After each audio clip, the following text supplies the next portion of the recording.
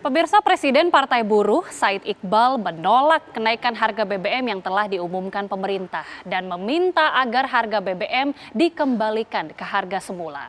Partai Buruh bersama sejumlah buruh di tanah air berencana untuk melakukan unjuk rasa pada 6 September mendatang untuk menolak kenaikan harga BBM.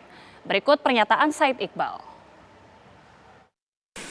KSPI dan Partai Buruh menanggapi sikap pemerintah yang sudah menaikkan harga BBM, khususnya BBM bersubsidi kemarin, adalah menolak dan akan terus melakukan perlawanan sampai pemerintah bersama DPR duduk bersama untuk mengembalikan harga BBM, khususnya yang bersubsidi antara lain Pertalite, solar, dan premium kembali ke harga sebelumnya.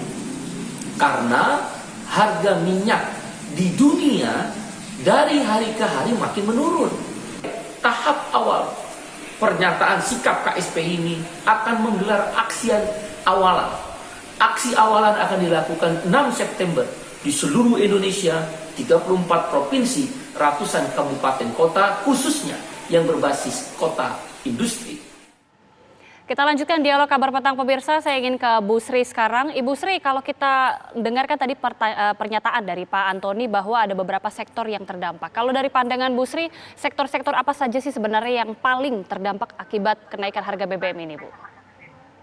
Saya kira begini, kalau sektor menurut saya yang paling akan banyak terdampak adalah transportasi logistik. Ya. Tapi kalau kehidupan masyarakat, ini yang penghasilannya tetap, ini yang akan paling terdampak dari kenaikan harga BBM dan nanti inflasi, semua harga kan cenderung naik ya. Nah ini yang paling kasihan sebenarnya juga penghasilannya tetap dan kecil ya, UMK ataupun UMK ke bawah. Ini karena biasanya kelompok tersebut itu dari penghasilannya kebanyakan adalah untuk sembako, untuk kebutuhan sehari-hari biasanya hampir habis. Dan kelompok ini ya karena penghasilannya terbatas, padahal juga sembako ini kalau kita cermati tadi dan biasanya termasuk yang paling cepat naik nanti kalau terjadi kenaikan harga transportasi tadi seperti di Jogja disampaikan sudah mengalami peningkatan dan saya kira nanti juga pada akhirnya akan banyak yang meningkat meskipun pemerintah berusaha menjaga tapi kan kalau transportasi ya dan juga harga barang-barang naik itu juga tidak akan mudah ditahan dan oleh karena itulah saya kira masyarakat penghasilan tetap yang di bawah ini yang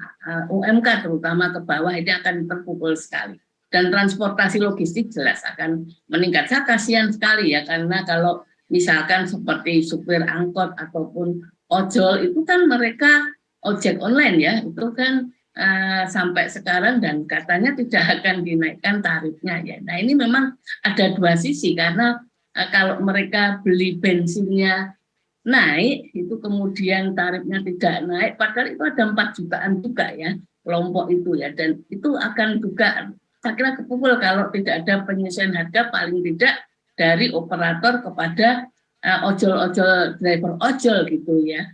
Selain itu tentu saja adalah UMKM biasanya juga lumayan kepukul ya karena biasanya kalau terjadi kenaikan harga-harga itu juga mereka pertama juga tadi kita lihat penjualan juga turun dan juga kenaikan harga-harga itu juga mereka tentu saja artinya adalah daya belinya juga turun ya padahal penghasilannya biasanya juga sangat terbatas. Nah secara umum yang ingin saya sampaikan adalah biasanya kelompok yang menengah ke bawah, UMKM, informal ya, ataupun kalau sektoral itu tentu saja yang kepukul banyakkan logistik itu banyak akan terpukul lumayan dalam. Baik, Pak Antoni kalau kita lihat kan dampak realnya saja ya. Ini supir angkot tadi disebutkan supir angkot saja ini harus mengeluarkan uang yang lebih besar sementara jumlah penumpangnya tetap.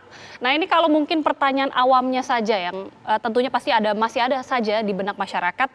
Apa sih sebenarnya untungnya bagi masyarakat adanya penyesuaian harga BBM ini? Bagaimana kemudian ini komunikasi publik ini bisa dijelaskan kepada masyarakat? Karena tentunya yang paling terdampak seperti yang disampaikan Bu Sri tadi, ini pasti masih banyak pertanyaan besar Pak Antoni. Ya, sebetulnya adalah memang urgensi untuk menaikkan harga BBM ini adalah tidak ada gitu. Jadi kalau kita lihat ini pemerintah ini justru membuat suatu keputusan yang tidak populer dan seharusnya tidak urgent. Kenapa saya katakan begitu? Karena anggap saja bahwa sisa kuota adalah 10 juta kiloliter untuk Pertalite dan 5 juta kiloliter untuk solar. Kenaikan Pertalite itu cuma 2.350. Artinya cuma penambahannya 23,5 triliun. Dan untuk solar adalah kenaikannya Rp1.650 per liter dikali 5 juta itu cuma 8,25 triliun.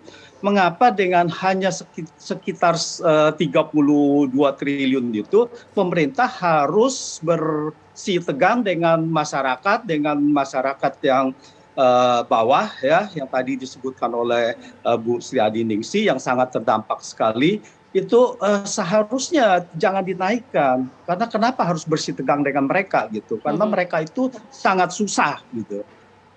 Jadi seharusnya dengan 30 triliun itu adalah sangat mudah sekali di-cover oleh APBN. Jangan lupa APBN kita mendapatkan durian runtuh, yaitu kenaikan APBN sampai dengan Juli dibandingkan tahun lalu itu 500 triliun lebih, ya 50% lebih juga gitu.